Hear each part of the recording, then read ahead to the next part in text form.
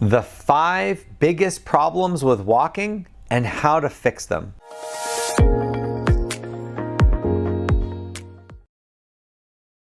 Hi, my name is Doug. I've been a physical therapist for 30 years and I specialize in helping people with balance problems learn to walk again.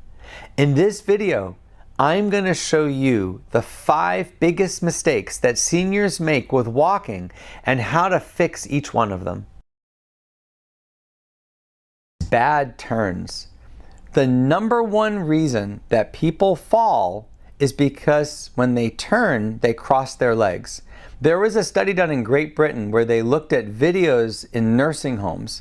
And what they found was that when they looked at all the falls that the video recorders showed, that most of the falls, like 80% of the falls, the person crossed one leg over the other and then fell. If you're walking and when you turn, you cross your leg over to make the turn, that's a very dangerous thing. And I've seen a lot of clients do that on their first day in my office. So that's something that I work with every client, is teaching them to turn basically with their legs apart. So your feet should never cross when you turn. So if you turn to your left leg starts the turn and is what's lifting off the ground when you make the turn. Your right foot should not cross over your left to turn to the left. You should never cross your other foot over to make a turn because it's highly likely that you'll fall if you do that. And if you practice turning correctly, then a lot of times that will become your habit. So whenever you turn to the right or left, you want to take a wide turn. You want to have your feet apart because that's a way to guarantee that you won't fall. Step turn training. To do step training, you'll need 2 steps. You can use these aerobic steps like I use, or even anything that you can stand on. You want to arrange them so that you can stand between the 2 steps. And then all you do is you practice turning to your left and stepping up, then stepping back down to the center, then turning to the right and stepping up, and then stepping back down to the center. What this exercise will do is promote a correct turn. It'll encourage you to turn the right way and to never cross. The idea is when you're out and about, you're going to use this method even if you're stressed, even if you have to make a quick turn, you're going to turn in the correct way. Another big issue is shuffling. Shuffling is when you walk with your feet too wide apart. Normally, you're supposed to walk with one foot in front of the other, but many people that have had falls or who are afraid of falling tend to shuffle because they don't want to lift their foot off the ground when they walk. They're actually afraid of balancing on one leg. Here are 2 exercises that I use to correct this problem. Weight shifts. To do weight shifts, you'll need something sturdy to hold on to. You can use a countertop or the back of a chair, anything that's sturdy. To do this correctly, you want to grab with both hands on something sturdy and then put all your weight on one leg while you lift the other foot off the ground. Then you're going to shift your weight over to the other leg. You want to repeat this going right to left. Now, the main thing that people have trouble with this is they don't shift fully onto both sides. You want to have both of your hips over your leg on the right and both sides of your hip over your left leg on the left. And that means shifting fully in each direction. Most people, what they'll do is not shift much at all. The reason people shuffle is they're not shifting their weight. And that's why this exercise is so helpful. The goal of this is to do this for 20 repetitions, just one set of 20. This isn't really an exercise as much as it is a balance training thing. So you only want to try to work up to doing 20 repetitions to the right and 20 to the left. Many people have trouble with this and they can only do 3 or 4 repetitions before they find it difficult. That's fine. You have to start somewhere. I would tell you to practice this over the course of weeks, if not months, to get better at it. Single leg standing. To do single leg standing, you need something sturdy in front of you. You can use a countertop or the back of a chair, anything that's sturdy. You want to lift one leg up and shift all your weight over to the one leg you're going to stand on, and then try to let go. Your goal with this exercise is to let go for 20 seconds before you have to grab the counter and then shift to the other leg and do the same thing for 20 seconds. We want you to be able to do this 3 times on each leg for 20 seconds. But most of the clients that I see and most of the people I work with, this can take months to get to this goal. In the beginning, it's fine if you have to hold the countertop with one finger or even one hand just to get used to this exercise. The key to this exercise, the thing that most people struggle with, is they're not shifting their weight enough. When you stand on one leg, you have to shift all of your weight over onto that side to allow you to stand on one leg without holding on. So if you find that you're having to grab the countertop, you're probably not shifting all your weight over. That's the key to this exercise. I find that people take doing this every single day, sometimes twice a day, for 4 to 6 weeks before they really see an improvement and can balance on one leg. Walking with a slight bend in the knee. Whenever you walk, whenever you step forward and put weight on one leg, your knee should not be hyperextended. Some people call this stiff leg walking, and you commonly see it with people that are fearful of falls or who are afraid of putting all of their weight on one leg. Normally when you walk and your heel hits the ground, your knee needs to be between a 5 and 15 degree bend. Whenever you take a step forward and your heel hits the ground, your knee should be at a 5 to 15 degree bend. This is considered a normal walking posture.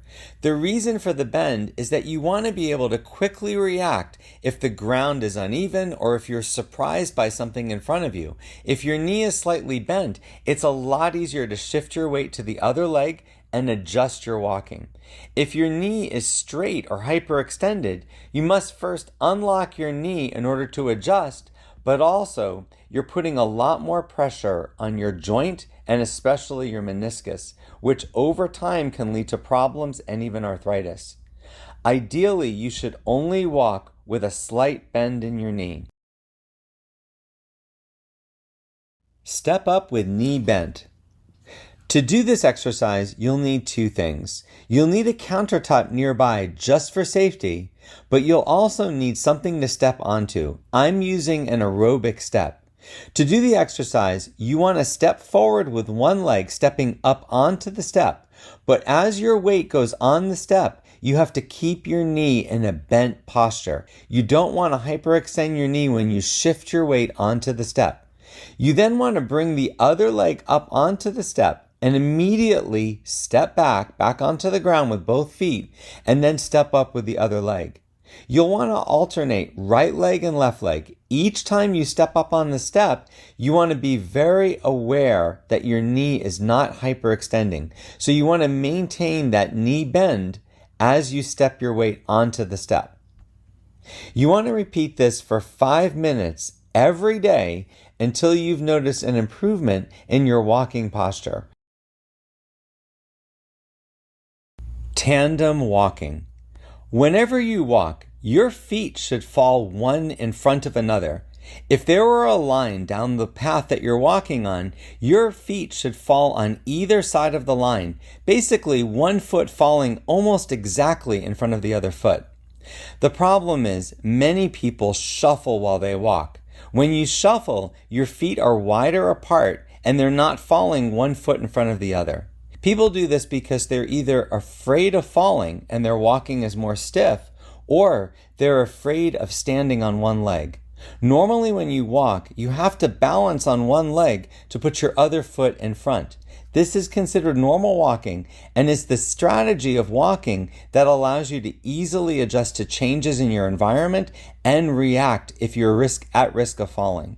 If you watch normal gait, you'll notice that the person is shifting their weight from side to side as they bring one foot in front of the other. When you shuffle walk, you're no longer shifting your weight. Instead, your feet are going further and further apart and you're not lifting your feet high above the ground. Not only does this make it more likely that you can catch something with your foot, but if you have to adjust your balance, it's a lot easier to shift your weight and move out of the way of something or avoid an obstacle with this gait pattern. Ideally, the safest way to walk is with a tandem gait pattern, one foot in front of the other. Heel to toe walking. To do this activity, you just need something sturdy to hold on to. You can use a countertop, the back of a chair. You can even use your kitchen sink. You want to walk heel to toe 2 to 3 steps in one direction, then grab onto that object, turn around, and walk 2 to 3 steps in the other direction. When you're walking heel to toe, you're actually putting one foot in front of the other with your heel touching your toe. Your goal for this exercise is to do this 3 times in each direction without holding on. In the beginning, you might have to hold on the entire time or at least put one finger on the countertop the whole time. That's fine. People aren't automatically able to do this exercise. Most of my clients have to practice this for weeks, if not months, every single day before they get good enough to do it without holding on. Not using an assistive device if you need it. A lot of people walk without an assistive device, but some of them really need to use one. If you're finding that you're not walking as much because you feel unsteady, but you're not using a rolling walker or a cane, you might ask yourself the following question. When I go to the supermarket and I'm pushing the shopping cart, do I feel more steady? If you feel more stabilized, more safe, more balanced when you're pushing a shopping cart than when you're not, then you probably need a rolling walker or a cane. And I know a lot of people might smile when I say that. Some folks might get upset, but it's true. Most people don't feel more stable when they're pushing a shopping cart. I don't. When I walk with a shopping cart, it feels to me the same as when I'm walking. But if you feel a big difference, then what that should tell you is you need something to stabilize yourself, to give you more points of contact with the ground so that you feel steady enough to walk in a normal fashion. And if that describes you, then using a walker or a cane would actually help you because then you'd be able to walk more. One thing to consider is this. If you've slowed your walking down or you're just not walking as much because you're afraid of walking or because you're unsteady, if you use a walker or a cane and it allows you to walk more, your balance might improve enough that you no longer need that walker or cane. Don't look at using a walker as something that you can become addicted to or something that's going to make you worse. It's a fallacy that walkers make people bend forward or walkers make people worse. The truth is, people that need a walker, people that are already bending forward, are already having difficulty with their walking, they're the ones using a walker. So it looks like it's causing it, but actually that's the thing that's helping them. If you use a walker and you can increase your activity level, increase the number of steps you take in a day, you could actually get so much better at walking. Your balance could improve so much that you could get rid of the walker or at least go from a walker to a cane and then to nothing. And I've seen that happen time and time again.